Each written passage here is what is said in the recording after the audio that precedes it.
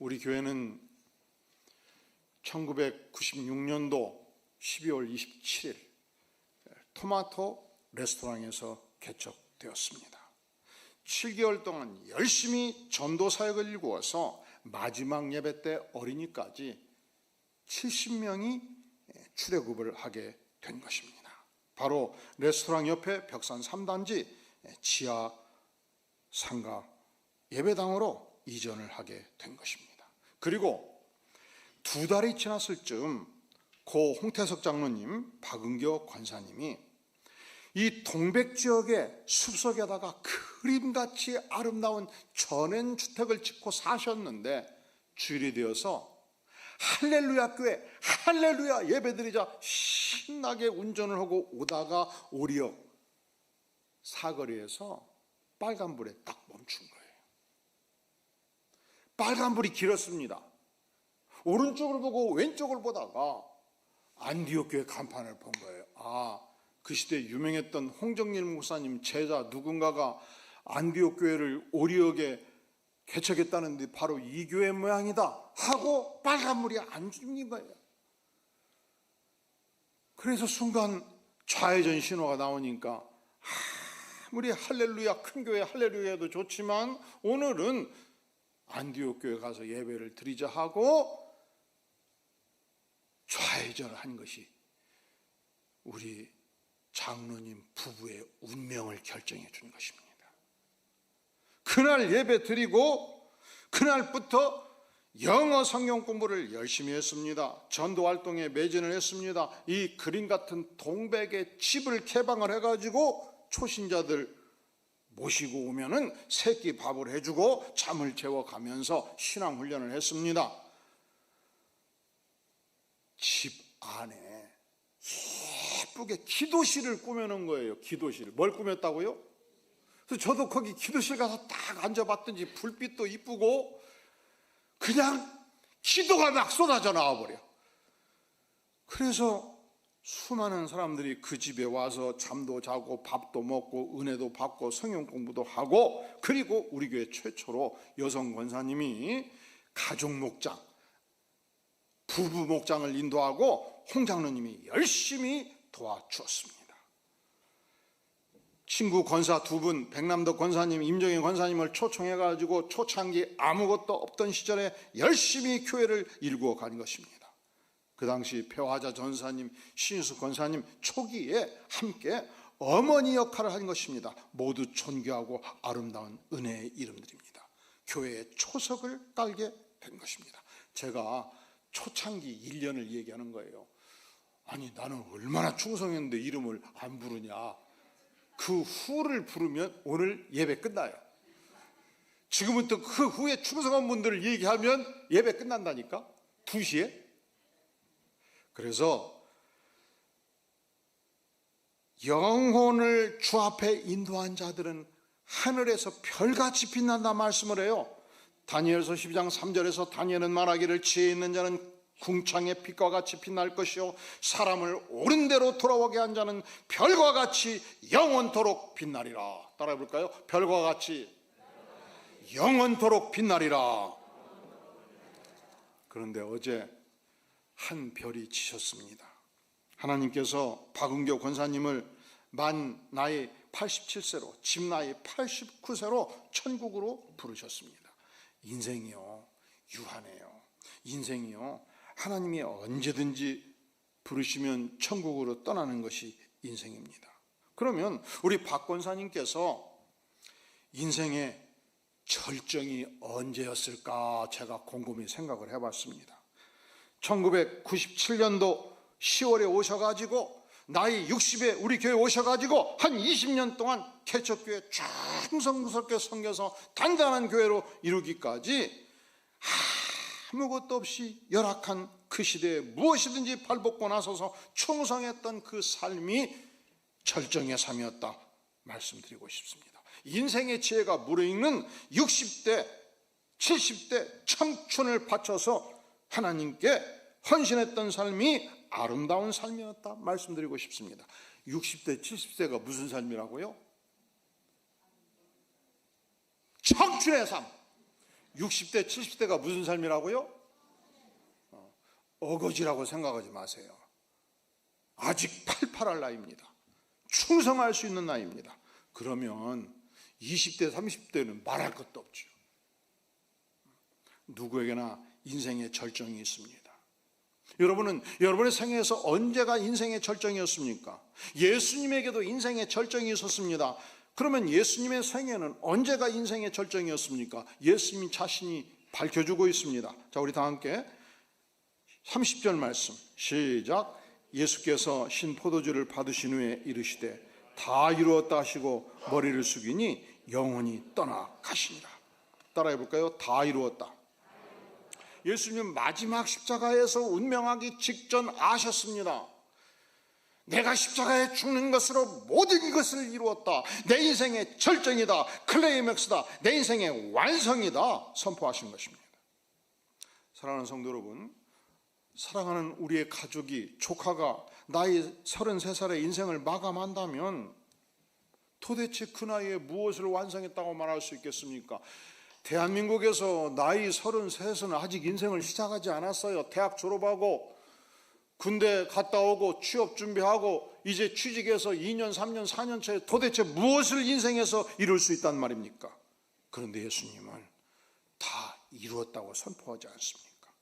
다시 한번 30절 시작. 예수께서 흰 포도주를 받으신 후에 이르시되 다 이루었다 하시고 머리를 숙이니 영원히 떠나가시니라. 그래서 우리는 묻는 것입니다.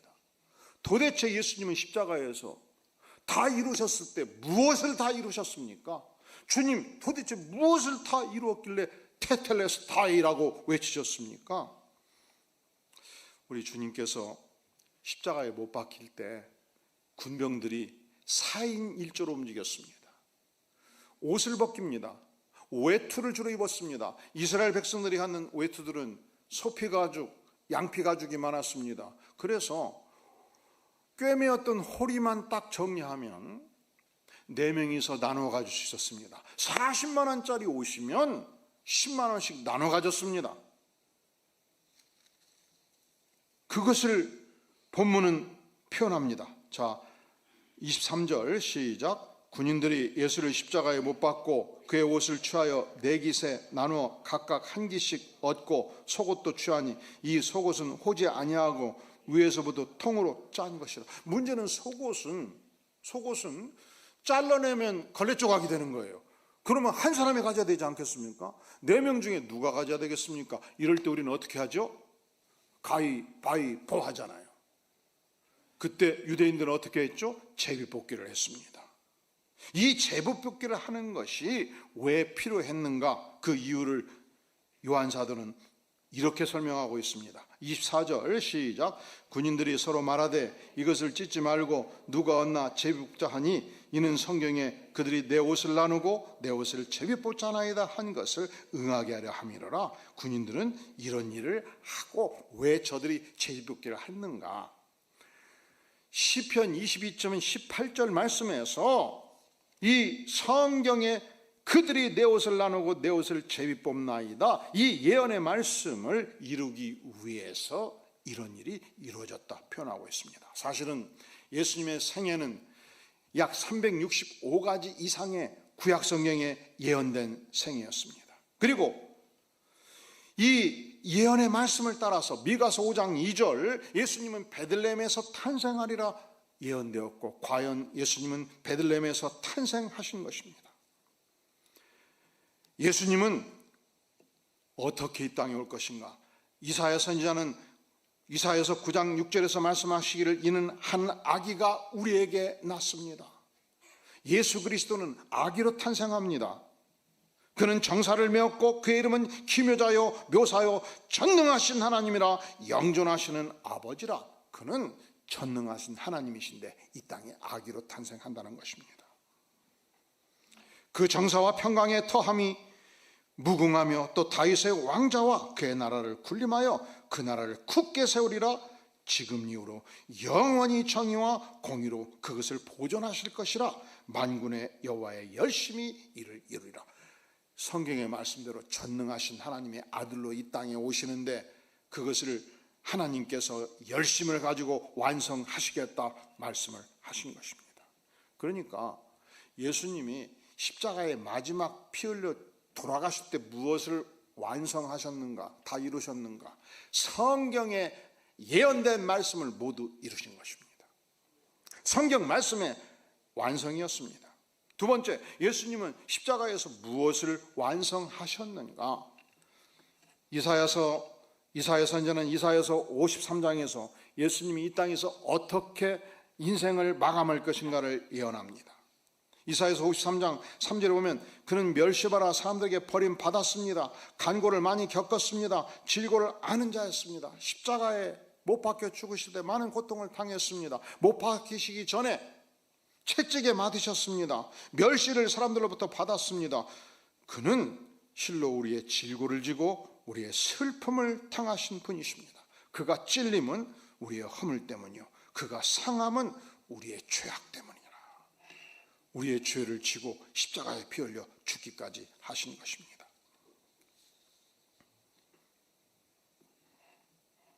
구약시대에도 이스라엘 백성들은 범죄할 때 죄사함을 받는 길이 있었습니다. 어떻게 그들이 죄사함을 받았습니까? 동물의 피를 제단의 바침으로 죄사함을 받았습니다. 히브리서 10장 4절은 이는 암소와 염소의 피가 능히 죄를 없이 하지 못하리라. 죄사함을 주는데 완전 속죄가 아니었다는 것이죠. 그래서 범죄할 때마다 동물의 피를 갈라야만 했습니다. 완전한 속죄가 아니었기 때문에 그렇습니다. 그런데 예수님은 달랐습니다.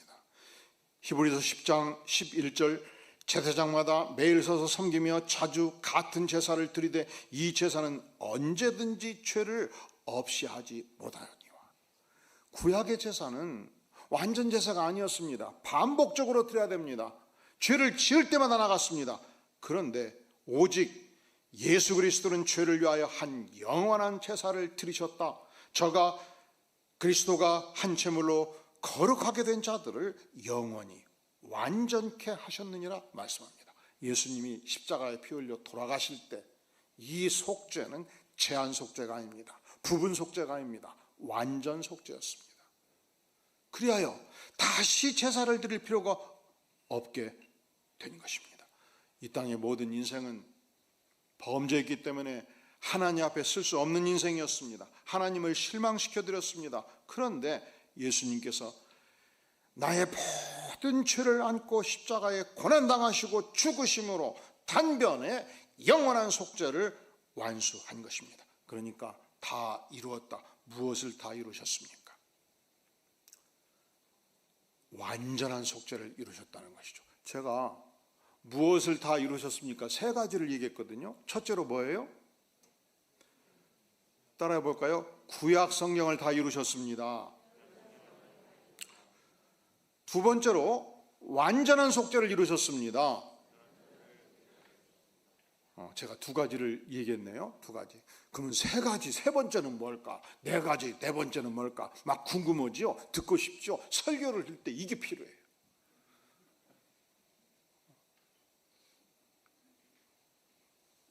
우리 주님이 십자가에서 도대체 무엇을 완수했을까? 오늘 말씀을 보면 빌라도가 십자가에 못 박히신 예수님의 머리 위에다가 큰 팻말을 붙여놨어요. 그 팻말의 내용이 무엇이었습니까? 따라해볼까요? 나사렛 예수, 유대인의 왕. 근데 제가 몇 개를 붙여놨다고 그랬죠? 몇 개? 세 개를 붙여놨어요. 세 개. 세 개. 그 세 개가 글씨가 뭘로 붙여 있나요? 20절 시작. 예수께서 우박신 곳이 성에서 가까운 곳으로 많은 유대인들이 패를 읽는데 히브리와 로마와 헬라말로 기록되었더라. 세 가지 언어로. 첫째는 히브리어로, 두 번째는 로마어로, 세 번째는 헬라어로. 그러니까 세상 만민이 예수 그리스도가 누군가를 알라는 거예요. 예수 그리스도는 유대인의 왕입니다. 유대인은 모든 국가의 대표 단서예요. 하나님께서는 아브라함 한 사람을 구원하셨습니다. 그리고 그의 손자 이스라엘을 통해서 12 12 아들을 낳으시고 그리고 만 백성을 구원하셨는데 백성의 대표 단수가 유다였습니다. 유대인의 왕은 만 세상의 왕이라 선언을 하게 된 것입니다. 문제는 유대인들이 볼 때에 예수님을 십자가에 처형한 것은 극악무도한 죄인인데 어떻게 극악무도한 죄인을 유대인의 왕이라 하나? 안 됩니다. 빌라도 총독이요, 팻말을 떼서 바꿔주세요. 이렇게 바꿔주세요. 어떻게 바꿔달라고요? 따라해볼까요? 자칭 유대인의 왕. 그때 총독 빌라도는 알았다, 바꾸마 했습니까? 뭐라고 그랬습니까? 22절 시작. 빌라도가 대답하되 내가 쓸 것을 썼다 하니라. 내가 쓸 것을 썼다, 내가 옳은 것을 썼다, 내가 절대로 바꾸지 아니하리라. 그는 자칭 유대인의 왕이하여 그는 진실로 유대인의 왕이로다. 그러니까 하나님이 빌라도 총독을 통해서 전 세계에 선포하신 거예요. 예수 그리스도는 누군가? 유대인의 왕이라, 세상의 왕이라. 우리 주님께서 십자가에 빌려 죽으실 때 사단의 나라의 중심부를 타격을 가하셨습니다. 우리 주님께서 십자가에 피 흘려 죽으실 때에 하나님 나라의 왕권을 확립하셨습니다. 주님이 재림하실 때 사단의 나라를 드디어 심판하실 것입니다. 골로새 1장 13절에 보면 그가, 예수님이 우리를 흑암의 권세 사단의 나라에서 건져내사 그의 사랑의 아들의 나라로 우리를 옮기셨다 표현하고 있습니다. 그러니까 세상은 두 개의 나라가 있어요. 첫째로 흑암의 권세의 나라, 사단의 나라. 두 번째로 하나님의 나라, 하나님의 아들의 나라. 그런데 주님이 재림하시면 흑암의 권세의 나라, 사단의 나라를 완전히 심판할 것입니다. 완전 통치권자로서 세상을 다스리게 될 것입니다. 그러니까 예수 그리스도는 누구신가? 유대인의 왕이요, 만왕의 왕이십니다. 만주의 주이십니다. 주권자이십니다. 철제 통치권자인 것을 오늘 선포하고 있는 것입니다. 예수님께서 십자가에 피 흘려 죽으실 때 다 이루었다 선포합니다. 도대체 무엇을 다 이루셨습니까? 첫째로 구약 성경을 다 이루셨습니다. 두 번째로 인간 속죄를 완성하셨습니다. 세 번째로 왕의 통치권을 완성하신 것입니다. 우리 예수님이 십자가에서 처형되었을 때 마지막까지 예수님을 따라갔던 5명의 인물이 본문에서 나와요. 그 인물이 누굽니까? 19장 25절 시작. 예수의 십자가 곁에는 그의 어머니와 이모와 글로바의 아내 마리아와 막달라 마리아가 섰는지라. 첫째로 그 어머니 마리아, 두 번째 이모가 살로메 마리아, 세 번째 글로바의 아내 마리아, 네 번째 막달라 마리아. 4명 다 공통점이 하나 있죠. 그러니까 대한민국에 김씨 성이 많아요. 김씨. 마찬가지로 유대 땅에 마리아가 많았습니다. 4명의 마리아가 마지막을 따르고 있었습니다. 그리고 제자들이 다 도망갔는데 마지막 한 제자가 다시 돌아오죠. 그 이름이 무엇입니까? 바로 요한복음의 저자 요한이 돌아와요. 그때 예수님의 가슴 속에 나를 낳으시고 기른 어머니 마리아, 내가 이렇게 처형당할 때 얼마나 고통이 많을까, 남은 세월을 얼마나 어렵게 사실까 생각하면서 어머니를 향하여 머리를 돌려요. 그리고 한 말씀합니다. 26절 시작. 예수께서 자기의 어머니와 사랑하시는 제자가 곁에 서 있는 것을 보시고 자기 어머니께 말씀하시되 여자여 보소서 아들이니이다 하시고. 여기서 여자여는 원문상 극존칭이에요. 그러니까 우리 뭘 제대로 번역하려면 어머님이시여 이 뜻이에요. 어머님이시여 보소서 아들이니이다. 요한을 가리키면서 아들이니이다. 나는 이제 지상의 생애를 마감합니다. 나는 사흘 만에 부활해서 하나님 나라 곁으로 갑니다. 그러니 어머님을 이 요한이 아들과 같이 모시게 될 것입니다. 이 선언이에요. 그리고 옆에 있는 제자 요한을 바라보면서 예수님이 요한아, 너가 나의 제자로서 1등이다. 다 도망갔는데 넌 왔지 않냐? 그러니까 너가 나의 어머니를 어머니로 알고 모실 수 있겠느냐 이렇게 협의를 하시나요? 그러면 어떻게 해요? 그냥 선포하시는 거예요. 27절 시작. 또 그 제자에게 이르시되 보라 내 어머니라 하신대 그때부터 그 제자가 자기 집에 모시니라. 보라 내 어머니라. 막 구구절절히 요한아 네가 알아서 잘 모셔라. 나는 이제 천국 가는데 너밖에 없다. 12제자가 다 도망가 버리고 너밖에 없으니까 좀 도와주라. 이렇게 말씀하시지 않았어요. 따라해 볼까요? 보라 내 어머니라. 우리 예수님께서 말씀하실 때 따지지 말고 순종하는 축복을 누리시기를 주의 이름으로 축원합니다. 예수님이 주님이신데 나한테 구구절절히 뭐 설명할 거 있어요? 경서봐 하거라. 예스 알겠습니다. 내 어머니라. 그 제자가 그때로부터 마지막 어머니 마리아가 숨질 때까지 모신 거예요. 요한은 팔레스타인에서 열심히 복음을 전했습니다. 터키로 건너갑니다. 터키 서부 지역에 예배소에서 마지막 목회를 합니다. 그리고 체포되어서 밤모섬에 갇혀가지고 요한계시록을 쓰지 않습니까? 그런데 오늘날 예배소에 가면은 초대교 유족들이 여기저기 있어요. 근데 그 유족 중에 하나 팻말이 있는데 마리아의 집이 있는 거예요. 바로 그 집에서 마지막까지 요한 사도가 예수님을 어머니로 모시게 된 것입니다. 예수님은 지상에서 날 낳아주시고 길러주신 어머니를 끔찍하게 사랑하셨습니다. 여기서 그치지 않습니다. 사실 예수님은 제자 유다가 자신을 배신할 것을 아셨습니다. 그런데 배신할 것을 아시고 성경은 뭐라고 기록하는가? 제자들을 사랑하되 따라해 볼까요? 끝까지 사랑하니라. 끝까지 사랑하니라. 사랑하는 성도 여러분, 여러분 인생을 살다 보면 여러분 생애에 가장 사랑했던 부하가 직장에서, 가장 사랑했던 조카가 가족 가운데 결정적으로 내 인생을 배신할 때 우리 안에 쓴물이 있지 않습니까? 그래서 사실 옛 우리 조상들 어르신들은 그 어려운 시절 좀 살만하면 이종사촌, 고종사촌, 남동생의 아들 이렇게 저렇게 많이 돌봤어요. 20년, 30년, 40년, 50년 돌봤는데 나중에 배신을 떼요. 그것이 지긋지긋해가지고 여기저기 다니면서 눈을 흘기면서 하는 말이 있어요. 인간이 말이에요. 검정머리 짐승은 거두는 것이 아니요 하면서 막 이를 갈면서 얘기를 해요. 검정머리 짐승이요 인간이요? 짐승이요 인간이요? 모르겠어요. 인간은